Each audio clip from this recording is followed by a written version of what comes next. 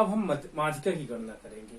माध्यिका की गणना का तात्पर्य होता है कि केंद्रीय प्रवृत्ति के अंतर्गत जो मध्य वैल्यू है उसको निकालना। एक प्रकार से समांतर माध्य का ही एक अपग्रेडेशन रूप माना जाता है। माध्यिका के अंतर्गत भी हम 3 प्रकार की श्रेणियों को देख सकते हैं, साधारण श्रेणी, विच्छिन्न श्रेणी और अविच्छिन्न श्रेणी आपका पास। तो इंडिविजुअल सीरीज, डिस्क्रीट सीरीज और कॉन्टिन्यूस सीरीज के अंतर्गत हम आप देखिए कैसे माध्यिका कैलकुलेट करते हैं। अब हम सबसे पहले देखते हैं साधारण श्रेणी के अंतर्गत माध्यिका की गणना किस प्रकार की जाती है। पहले हम डिस्कस करेंगे इंडिविजुअल सीरीज, साधारण श्रेणी के अंतर्गत माध्यिका की गणना। चलिए अब हम क्या करते हैं, मान लीजिए एक क्लास है, उसमें स्टूडेंट्स को नंबर मिले, एक को मिला 45, दूसरे को 55, तीसरे को 30, चौथे को 45, पांचवे को 80, 70, 60। ये मान लीजिए एक क्लास में है, नंबर मिले हैं और हमारे पास एक ही इंफॉर्मेशन है, इसलिए ये इंडिविजुअल सीरीज है, साधारण श्रेणी है। अब हमको माध्यिका की गणना करनी है। तो सबसे पहले इस केस में आप इनको रीअरेंज कर लीजिए, यानी डिसेंडिंग या असेंडिंग। हम असेंडिंग ऑर्डर में इसको रीअरेंज करते हैं, लेकिन रीअरेंज करते वक्त आप उसमें, क्योंकि बार बार रिकरिंग की प्रॉब्लम ना आए, बार बार उसको नोट करने की प्रॉब्लम ना आए, इसलिए जैसे सबसे पहले हमारे पास सबसे लोएस्ट है 30, तो हमने 30 को नोट किया, इसको तुरंत काट दीजिए। दूसरा हमारे पास है 45 2 टाइम्स है, दोनों को लिख लीजिए, 45 एंड 45, दोनों को आप काट दीजिए। अब हमारे पास थर्ड है 55 को आप नोट कर लीजिए, फिर है आपका 55 को काट दीजिए, फिर 60 है, 60 को काट दीजिए, फिर आपके पास 70 है, 70 काटिए, और फिर 80 है और 80 को। इस प्रकार हमारे पास डेटा पूरे एक सिस्टमेटिक असेंडिंग ऑर्डर में हो जाते हैं। ये काटने का मेथड इसलिए कि बार बार क्या होता है, जब आपके पास सीरीज 1 से लेकर के सपोज दैट 100 तक का उसका मीडियन निकालना, तो आपको प्रॉब्लम आ जाएगी, फिर आपको नंबर ढूंढने में प्रॉब्लम हो सकती है, या वो दोबारा रिपीट भी कर सकता है। अब हमारे पास ये असेंडिंग ऑर्डर में सारा डेटा लग गया, 30, 45, 55, 60, 70 और 80, ये एक प्रकार से असेंडिंग ऑर्डर में आ गया। अब इसको आप कैलकुलेट करिए, काउंट करिए कितने हैं, 1 2 3 4 5 6 7, यानी n की वैल्यू कितनी है, 7। ये क्या है, विषम है, ऑड नंबर है। तो इस तरह इसमें 2 फार्मूले होते हैं। पहला है आपके पास सम, अगर मान सम आता, यहां पे 6 8 आता, तो उसके लिए फार्मूला आप बना लेते n/2, ये आपका बन जाता। वहीं पर जब आपका विषम हो जाता है तो विषम के लिए फार्मूला बन जाता है n+1/2। यहां पर विषम आया, दैट इज 7, ये फार्मूला लगेगा। अब इस फार्मूले के अंतर्गत कितना हो जाएगा, 7 + 1/2 इज इक्वल टू 8। 8th पद है, 8th आंसर नहीं है। बहुत से लोगों ने गलती कर देते हैं, इसको आंसर बना, नहीं, 8th आपके पास। अब ये 8/2 यानी 4th, आपके पास 4th नंबर है। इस 4th नंबर को देखो, दैट इज मीडियन, वही मीडियन होगा। चलो काउंट करते हैं, 1 2 3 4, ये 4 टाइम आता, हेंस मीडियन विल बी 55, ये आपका मीडियन कहलाएगा। तो इस प्रकार हम मीडियन की गणना कर सकते हैं जब हमारे पास विषम नंबर हो, यानी नंबर ऑफ द स्टूडेंट विषम। सपोज अगर सम हो जाता तो हम क्या करते हैं, सपोज दैट कि अगर आपका 80 नंबर ना होता, अब 80 ना होता तो क्या होता, यहां पर हम देख रहे हैं कि फार्मूला क्या हो जाता, n/2 हो जाता। n/2 1 2 3 4 5 6, यानी n का मान यहां पर कितना है, 6 है। जब n का मान 6 है तो n का मान 6 होने के कारण फार्मूला आप कौन सा लगेगा, ये फार्मूला लगेगा। इसमें 6/2, अब हमारे पास 6/2 जो हमारे पास होगा वो तीसरा पद आ जाएगा। तो यहां पर तीसरे पद का कैलकुलेशन जो होगा वो हमारे पास बताएगा, ये पद है हमारे पास। तो यहां पर एक एरर जनरेट होती है, इसलिए इस फॉर्मूले में थोड़ा सा मॉडिफिकेशन कर लेते हैं। अब मॉडिफिकेशन हमारे पास क्या हो जाता है कि जब भी सम हो तो सम में हो जाएगा n/2वां पद। ये फार्मूला आप यूज करिए हरदम, नहीं तो प्रॉब्लम आपको आ जाएगी। n/2वां पद प्लस n+1/2वां पद बटे 2। इस फार्मूले का आप प्रयोग करिए, नहीं तो फिर आपको प्रॉब्लम आ जाएगी और एग्जैक्ट आंसर नहीं आ पाएगा। तो n/2वां पद यानी 6/2 प्लस कितना हो जाएगा यहां पर 6/2 प्लस 1/2। तो आपका आ जाएगा ये तीसरा पद प्लस 3 प्लस 1 चौथा पद, फोर्थ और ये थर्ड, अब दोनों को बटे 2। अब देखिए तीसरा पद और चौथा पद को ऐड करने के बाद 2 से डिवाइड करना है, तो यहां पर तीसरा पद क्या है 3, ये तीसरा पद हो गया थर्ड, और ये आपका हो जाएगा चौथा पद। तीसरा और चौथे यानी 45 प्लस 55 को ऐड करिए और ऐड करने के बाद 2 से डिवाइड कर दीजिए, तो हमारे पास ये कितना आ जाएगा 100। ये 100/2, तो हमारे पास मीडियन निकल आएगा 50। ये हमारे पास आंसर होगा। तो ये देखिए सम के लिए फार्मूला n/2 ना प्रयोग करके आप फार्मूला यूज करिएगा n/2। ये केवल साधारण श्रेणी के लिए है, n/2 प्लस n/2 प्लस 1वां पद। इस फार्मूले का प्रयोग करने से आपका आंसर एग्जैक्ट आएंगे, और इस फार्मूले को हम आगे चलकर के विच्छिन्न श्रेणी में प्रयोग करेंगे तो हमारे लिए मच बेटर होगा। यानी आंसर एग्जैक्ट निकालने के लिए साधारण श्रेणी में सम के लिए ये formula n/2 plus n/2 plus 1वां पद, विषम के लिए n+1/2वां पद का प्रयोग करेंगे। अब आइए हम देखते हैं विच्छिन्न श्रेणी के अंतर्गत।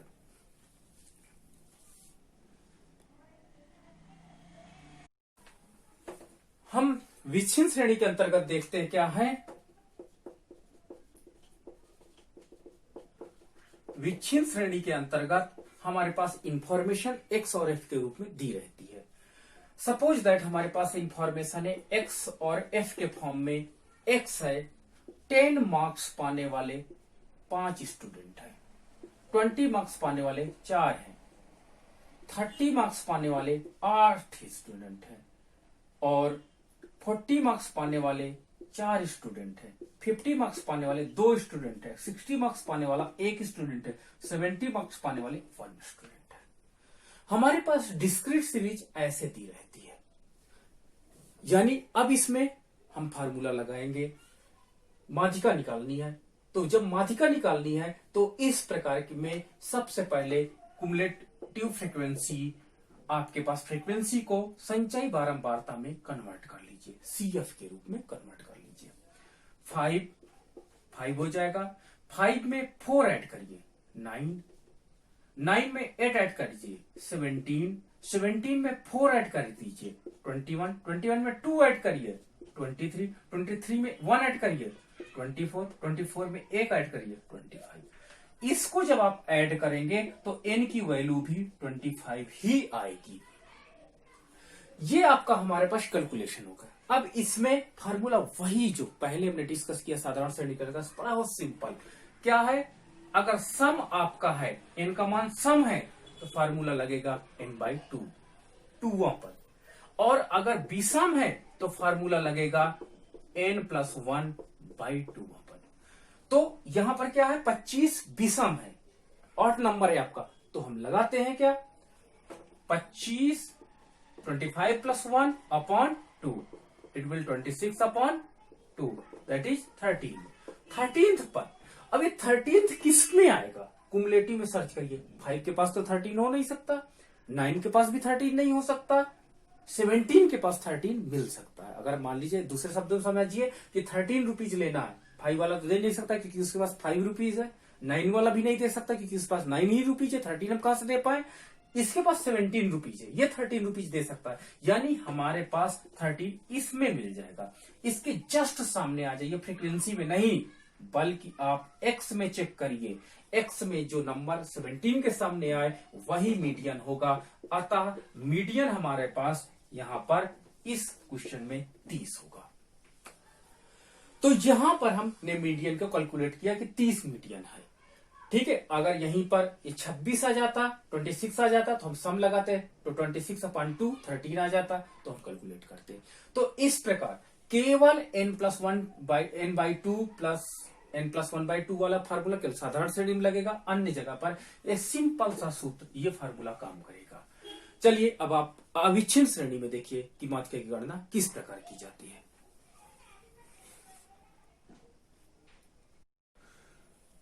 अविच्छिन्न श्रेणी वो श्रेणी होती है जिसमें क्लास इंटरवल और फ्रीक्वेंसीज दी होती है, यानी इसमें x का मान नहीं दिया होता है।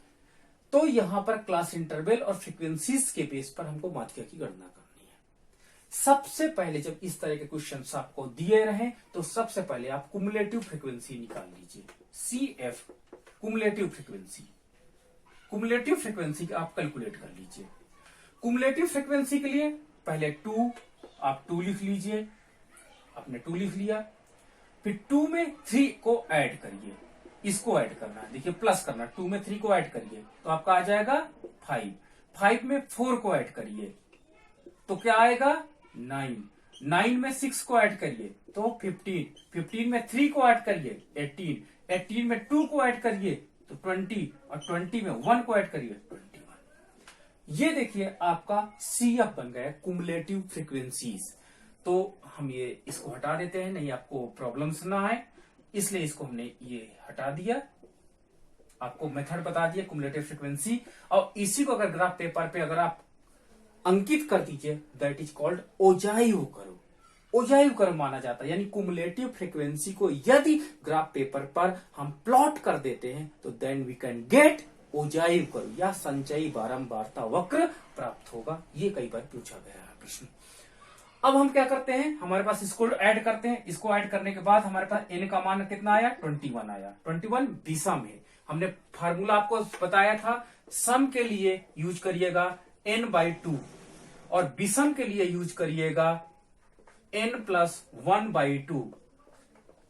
ठीक है, यहां पर विषम है तो यानी ये 21 वाला फार्मूला लगेगा, तो 21 + 1/2 10, 22/2 10, 11 आपका आया। अब 11 ये हिंट कर रहा है कि कहां पे आपको मीडियन मिलेगा, ये आंसर न मत समझ लीजिएगा, ये हिंट्स करता है। चलिए 2 के पास CF में आपको ढूंढना होगा, CF में ढूंढिए तो यहां पे आपको CF में ढूंढिए, तो ढूंढने के बाद 2 वाला 11 नहीं दे सकता, 5 वाला नहीं दे सकता, 9 वाला नहीं दे सकता, 15 वाला, इसके पास 11 होगा, तो इसको आप अंडरलाइन कर लीजिए। इसके बाद इसको आप अंडरलाइन कर लीजिए, ये F की वैल्यू है, फ्रीक्वेंसीज है, क्योंकि देखिए F के नीचे 6 है, ये आपके पास 2 वैल्यूज हैं यहां पर। अब हम नहीं कह सकते कि कौन मीडियन है, या इसके बीच में 30 और 40 के बीच में हो सकता है, या 30 या 40 के आसपास ही होगा। तो इसको 30 को कहेंगे L1 लोअर लिमिट, 30 कहलाएगा लोअर लिमिट, 40 कहलाएगा अपर लिमिट, L1 L2 ये F है। और जहां पर आपने 11 सर्च किया था 15, उसके जस्ट ऊपर नंबर कहलाता है C। ये आपको ढूंढना पड़ेगा। तो 11 मुझे मिला, 11 के बाद मैंने देखा कि 2 नहीं दे सकता, 5 नहीं दे सकता, 9 नहीं दे सकता, 15 के पास 11 मिल सकता है, यानी 11 डिजिट 15 के पास हो सकती है, इसलिए मैंने इसको अंडरलाइन किया। इसके सामने मैंने फ्रीक्वेंसीज पा गया जिसकी वैल्यू 6 है, लोअर लिमिट 30 है और अपर लिमिट 40 है। फार्मूला हमारे पास मीडियन का होगा, मीडियन बराबर L1 + L2 - L1/F। और आपने कौन सा फार्मूला यूज किया सम विषम में, अगर आपने सम का यूज किया है तो वो फार्मूला लिखेंगे, अगर आपने विषम का यूज किया है तो विषम वाला, तो आपने विषम का यूज किया है यहां पर, इसलिए हम विषम का फार्मूला लिख देते हैं n+1/2 - C। ठीक है, ये आपका मीडियन कैलकुलेट करने का फार्मूला बन गया। अब L1 की वैल्यू, लोअर लिमिट की वैल्यू 30 है, प्लस L2 - L1 40 और -30, 40 - 30, F की वैल्यू कितनी है 6, और n+1/2 की वैल्यू हमने कितनी निकाली थी 11, माइनस C 9, ये देखिए 9 है। ओके, अब हम इसको कैलकुलेट करिए।